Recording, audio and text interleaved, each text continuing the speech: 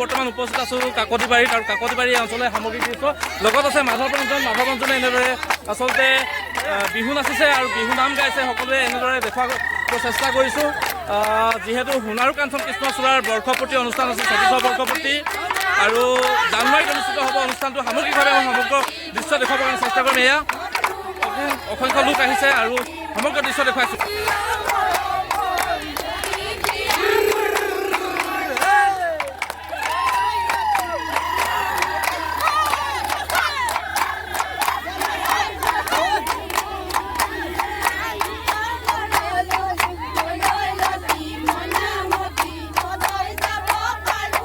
আমি অনুষ্ঠানটো কৰি খুবেই ভাল পাম বুলি ভাবিছোঁ আৰু ভাল লাগিব যোৱা বছৰ খুব ভাল হৈছিলে আমাৰ অনুষ্ঠানটো সকলোৱে সহযোগ কৰিছিলে আৰু কাকতিবাৰীত আমি নতুন এটা আমেজ পাম অনুষ্ঠানটো কৰি আৰু আমাৰ গোটেইখিনি ঘৰুৱা মানুহ আছিলে মোৰ ঘৰ যিহেতু তাতে কুচুমৰ ঘৰ সেইখিনিতে আৰু বিচিত্ৰতাৰ ঘৰ গোটেইখিনি অনুপাত কাই ঘৰ তাত মানে আমাৰ গোটেই নিজৰ মানুহখিনি আছিলে তেওঁলোকতো সদায় আমাৰ নিজৰে ইয়াত আহি আমি এখন বেলেগ এখন ঠাইত অনুষ্ঠানটো কৰিম এবাৰ